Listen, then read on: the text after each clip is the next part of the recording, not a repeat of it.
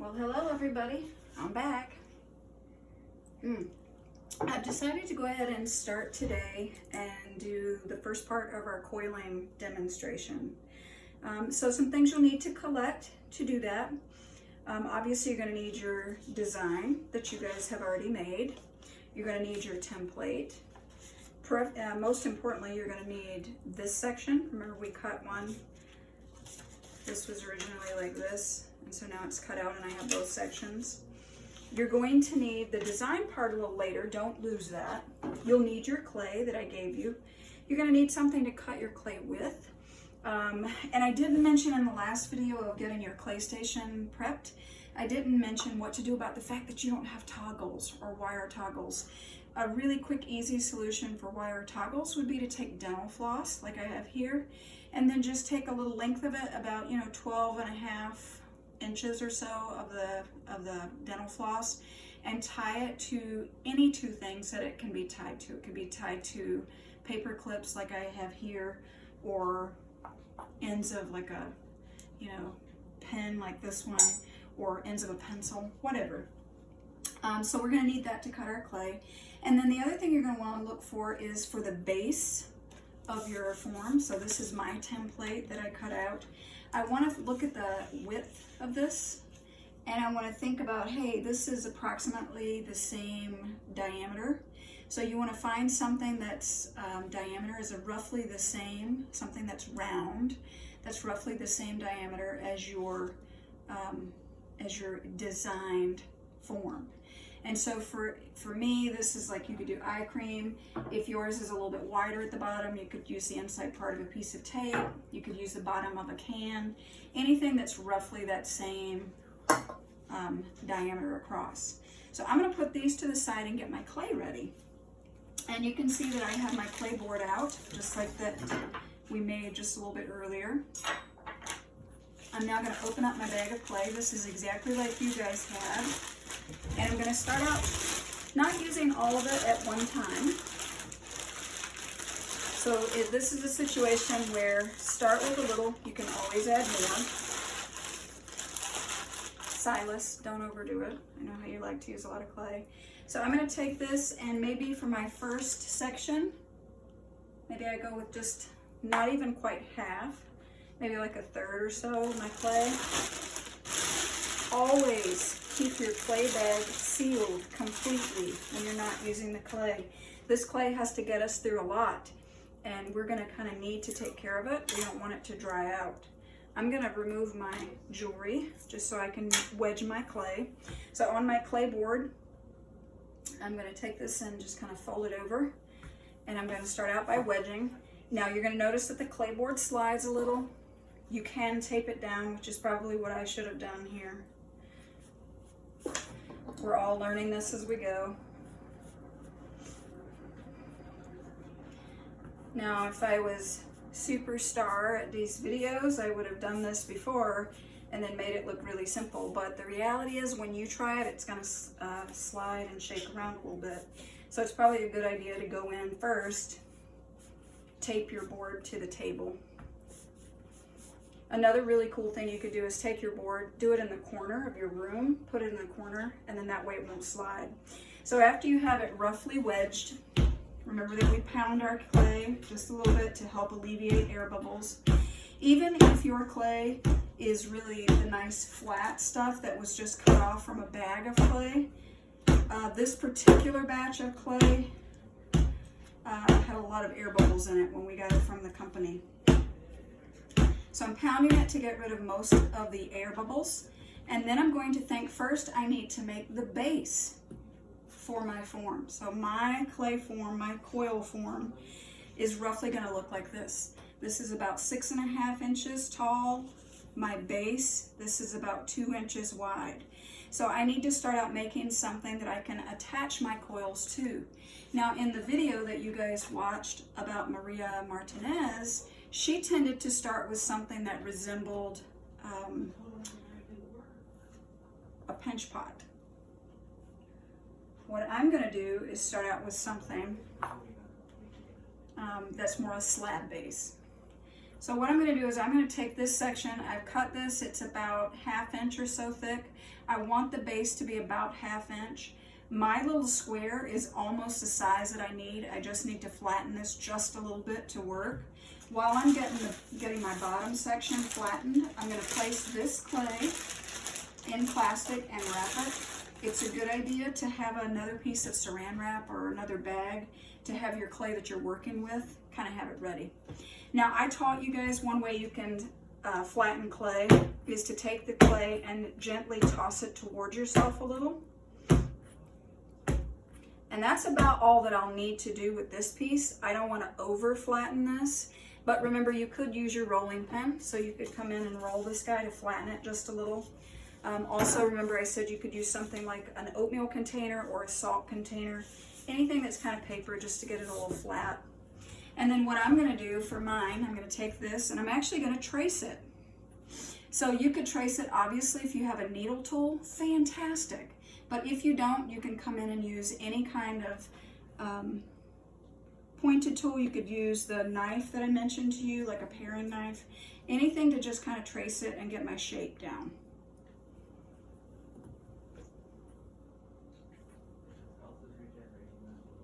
So I'm going to kind of cut this all the way around so that I have my circle.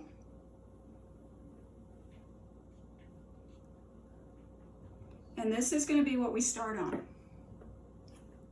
I'm going to save this section of clay because I'm going to make these into coils.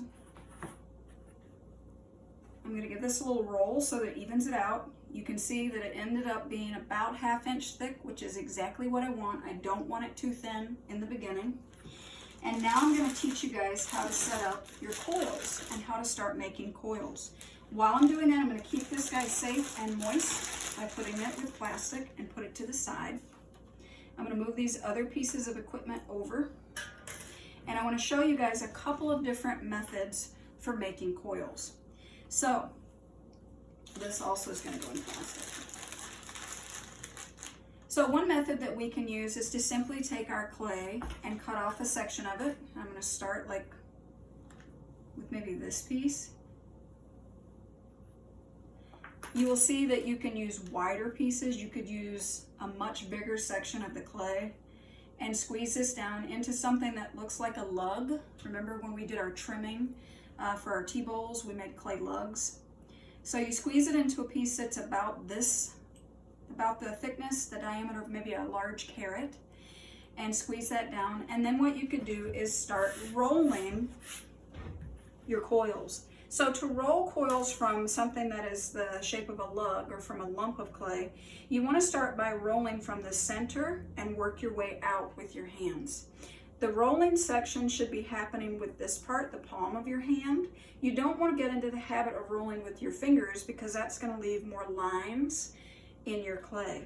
So I'm going to start in the center and pull and stretch. Pull and stretch.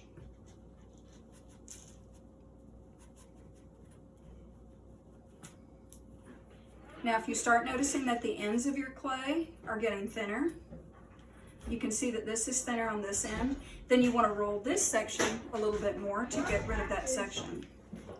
So I'm going to roll from the center and stretch out and pull. Pull and stretch out. Hi honey, I'm in the kitchen. My daughter just got home. We're going to keep on videotaping because I want to get this done. So as you can see, as I'm rolling, I'm stretching out the length of the coil, but it's really important that you try to keep it the same thickness if you can.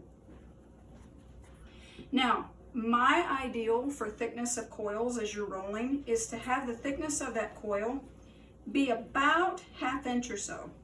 And the reason I like my coils to be a little bit thicker is because we're going to be blending these on the outside and the inside. And our ultimate goal is to end up with a wall that is 1/4 inch thick. And if we blend a coil that is too thin, say if you make your coils 1/4 inch thick to begin with, then when you blend them down, they sometimes will make your walls a little too thin for beginning students.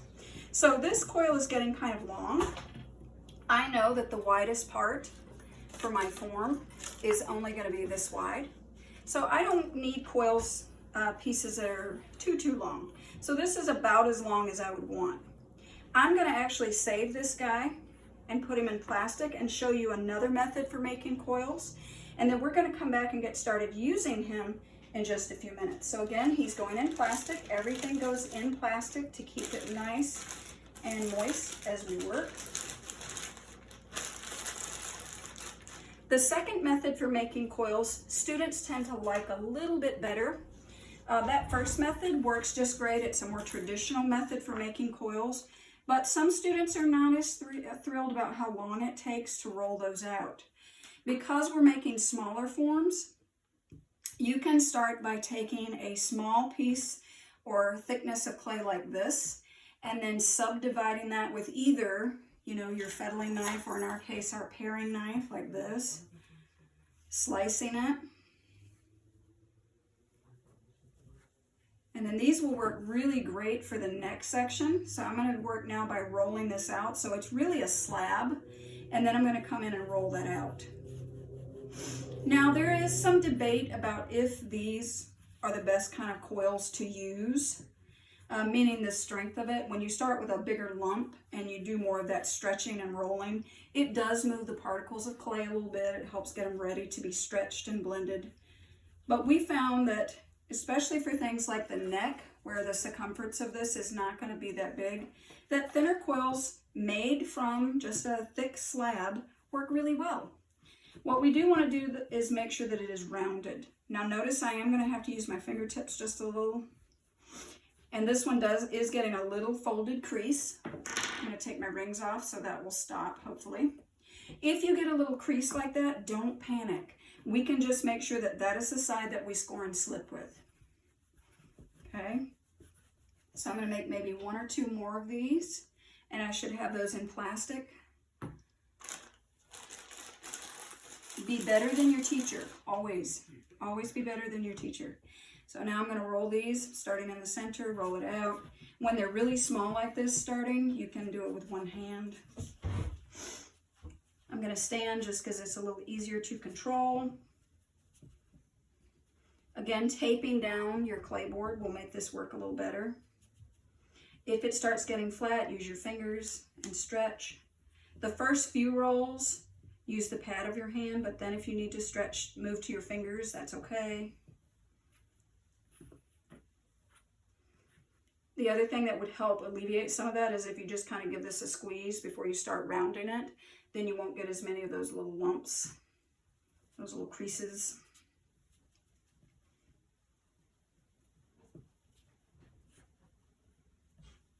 So I would make maybe 3 or 4 coils at a time. You don't want to make, 15 or 20 of these and then have too many coils for you to use in one work session. Because what will happen, these thinner pieces of clay are going to dry out much faster than a larger lump of clay. So keep them nice and soft and use just a few at a time. So after you have some coils that are prepped and ready to go,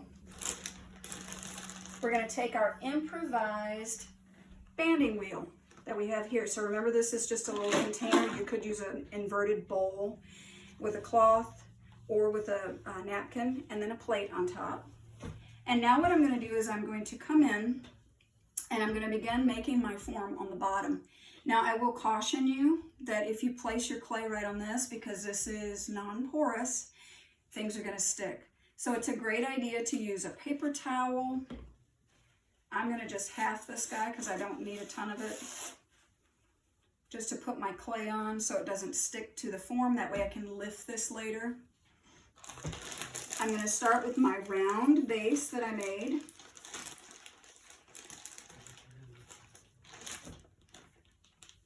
Place it in the center. My guide or my template, this is what my goal is. This is going to be the one that I actually hold up to my form to tell me how to do my attachment. And then of course I have my coils. So before I can start adding my coils, you guys are very intelligent. You know that you need to score and slip when you first start attaching clay together. So I will need my slip that I taught you guys how to make the last time. And And if you look at our slip, I whipped it with the fork, and it has a beautiful consistency. I'm going to take my toothbrush, and I also encourage students to think about using, if your sibling has an old watercolor set or if you have brushes around your house, using a brush to apply the slip will keep your fingers a little cleaner. I'm going to take the toothbrush now, and I'm going to simply go around the edges like this, and I'm going to score up the edges of that. Alternately, you could use a needle tool. You could use the end of the paring knife. Okay, if you have something, I've even seen kids use forks. If you're going to use a fork to do your slipping, I encourage you to use one of the plastic forks, the biodegradable kind. The eco-friendly ones are great. The point on those forks are a little sharper, and they're not as thick as a metal fork, so they tend to work a little better. And then I'm going to take some slip, and I'm going to apply the slip around. And because we've got our fake banding wheel, we can rotate this and things go a lot more quickly. I like to apply the slip, and just like I told you guys when we were doing our animal sculptures, I like to apply the slip and then let it sit for just a minute or two so that it can kind of fill in those creases.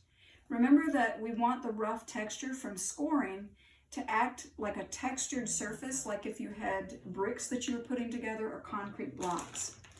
And then I'm going to come in with my coil, and I'll start with the long coil. And you guys, when you're first beginning, you will need to score and slip the coil as well.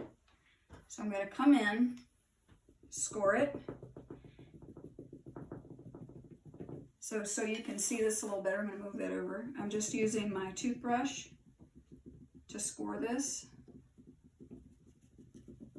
Since this section gets a little bit uneven, I'm going to cut it right here.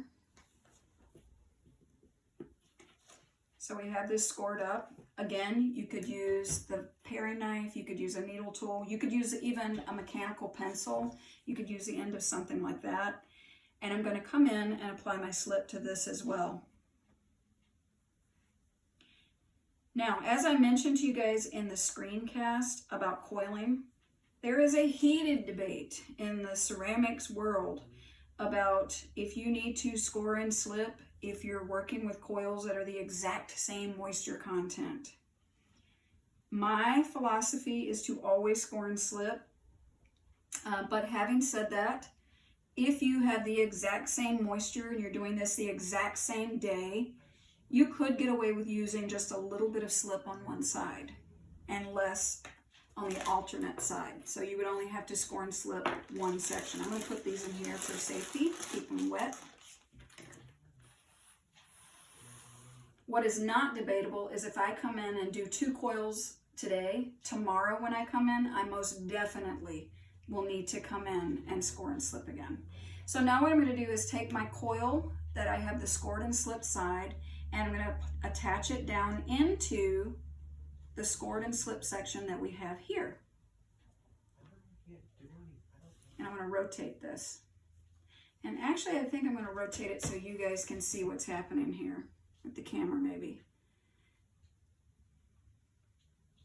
So this is where we have our intersecting point.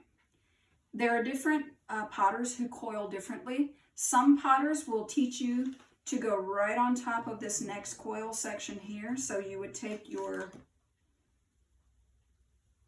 tool like this, score it, apply your slip with a brush, and then you would apply this just like this on top. Other potters will tell you, because they like to have an even level surface, they will tell you to come in and end your section right here with a knife. That way you get even flat rings. Okay? My suggestion is experiment with both, see what works for you. I think for the levelness, I prefer to have things a little more measured out, but that's a personal choice. I'm going to then come in when I start my next section up, however, it's going to be really important that I alternate the seam. You don't want to have each one of your coil seams happen at the same spot.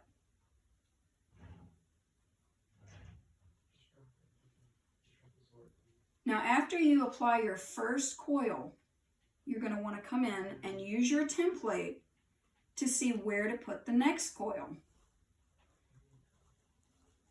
And again, obviously, if you were doing the method where you just snake it around one on top of the other, you would still need to come in and contemplate and think about where does the end of my form go. So if I look at this by the side of this, I can see that this is starting to flare out. To make a coil form flare out, you're going to need to stack the coil on the outside edge like this. So I want to show you guys what that looks like with some sections of coil up close. So if you want to keep a form, and we'll do it with maybe 3, you could do 4. But if we were going to have a coil form that we wanted the wall to be straight, then you would simply stack your coils one on top of the other and keep it nice and straight. But if I wanted to have this guy flare out, like my template is indicating, then my second coil is going to need to angle out and be on the edge of this one. So it comes out at an angle. This one would come out and it would flare out. So you're stacking it instead of straight at an angle. So not straight, but at an angle. And they stack on the exterior edge. What if you need it to curve back in? Then you would alternate it. So if this is here, you'd come in to the interior. So you're stacking your coil in the direction that you want this to change. Okay? So after you get these kind of attached and started, we're then going to need to think about how do you blend these edges. I usually tell students after you've done about 3 coils, then you would need to think about blending the coils. So there are different ways that you can do this. Some people will tell you, and I'm going to lift this up so you can see what I'm doing really clearly. You can see the layers here. Some people will tell you to come in and simply pull down the clay like this with your finger to merge it. But then also remember that you also have to merge the interior. Okay? Most people that you watch, and I'm doing this so you can see, I'm blending this wall into this one like that. And then this one will be blended here. You don't want to see a line when you're done. You want it to be blended. Most people who do a lot of coiling will have a very fast method of coiling that they use by taking their thumb and pressing down on the inside and pulling up on the outside. And it's kind of like you can get your fingers to work in tandem to do the coiling. Just like this. And then you would come in, of course, and clean that up. So what we're going to do now, and then I'm coming in it this way, really get it smooth as you go. You don't want to wait and smooth the entire bottom at the end because you won't be able to get your hand inside of it. So it's important for craftsmanship that you blend and clean as you go. You can see that as I'm doing this and blending that my wall thickness is getting thinner, obviously. So what I'm going to do now, and then of course I would periodically check this to see if I'm following my template. So what I'm going to do, I'm going to kind of stop the video, do a few more layers, and then when we come back, I'll have gotten a few more layers of coil on top, and then I will show you guys more shaping mechanisms to help you out. All right, you got this.